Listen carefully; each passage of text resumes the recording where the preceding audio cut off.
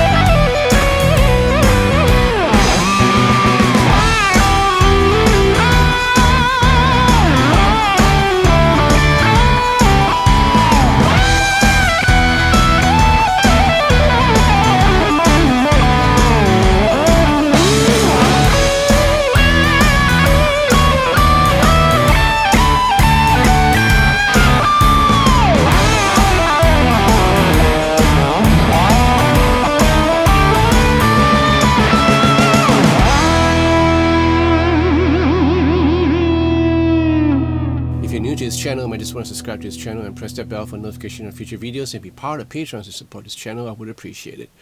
Lock-in tuners.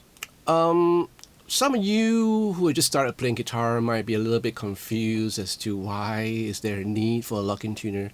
And for some of the more experienced players, sometimes we cannot live without lock-in tuners. Now, my take is my take, so a disclaimer, you guys will have different thoughts of your own, different opinions, so this is my opinion.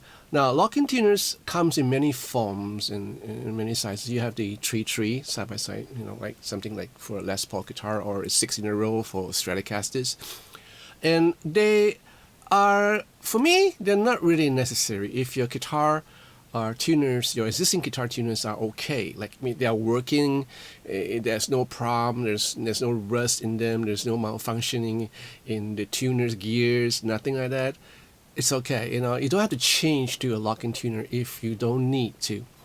Most of the time guitars go out of tune because of the nut, string tree, and a poor bridge setup.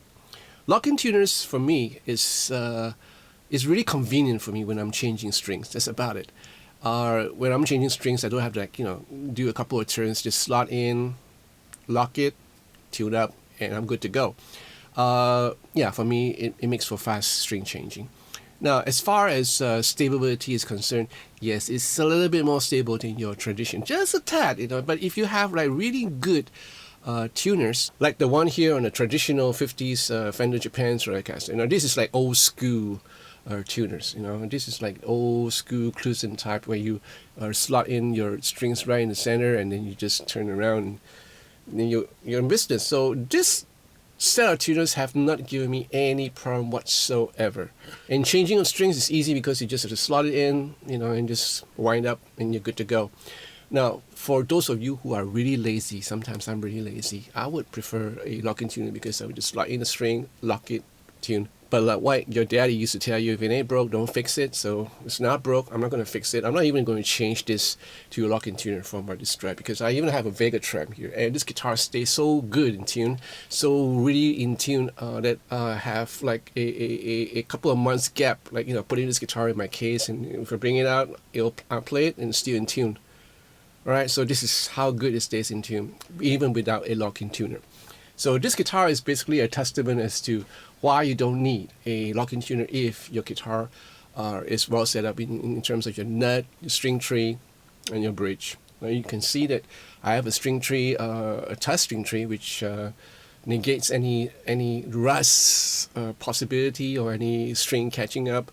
So this is like one smooth action. Now on the other hand, you might have a string tree with locking tuners, and you just want to negate that string tree altogether. Get a staggered locking tuner, which I did for this Nick Johnston traditional. It came in with locking tuners from Schecter, but I just don't want that string tree to be there. So I had Miss Jeanette procure for me a set of nice ratio locking tuners. So these are staggered, as you can see in the already here, the close-up. These are like really low, then as you go as an increment, so you have no need for string trees at all. And this guitar also stays in tune extremely well, just like the Fender Japan with the Vegatrem. So like I say again, and I repeat again, as long as you have a good nut, good bridge, and as long as you have a staggered locking tuner, you can just eliminate the string tree altogether. So are they necessary? Not really. Again, not really, if your guitars are well set. So what about this Les Paul with a set of Grover locking tuners, right? Now again, this is to facilitate string changing, really fast string changing, because there's no tremolo arm here, and chances are you would not go out of tune if your nut is well set up. So having a set of locking tuners sometimes will help in kind of balancing your guitar. If you have like really heavy body and you just want it to be a little bit more balanced, yeah, have a set of locking tuners so you can kind of balance it. Right? There's one way to look at it. So I hope this video helps for some of you guys who have this nagging question as whether to change locking tuners or not, or just to stick with your existing tuners. So if it ain't broke, again, don't fix it. And if you like this video, give me a thumbs up and join and subscribe to this channel. Press that bell for notification of future videos, and follow and be part of patrons to support this channel. I would appreciate it. I want to thank all my patrons for the wonderful love and support. Thank you so much, guys. So in the meantime, you guys please take care of yourself and just keep on playing the guitar with or without locking tuners. Dios los bendiga, amigos.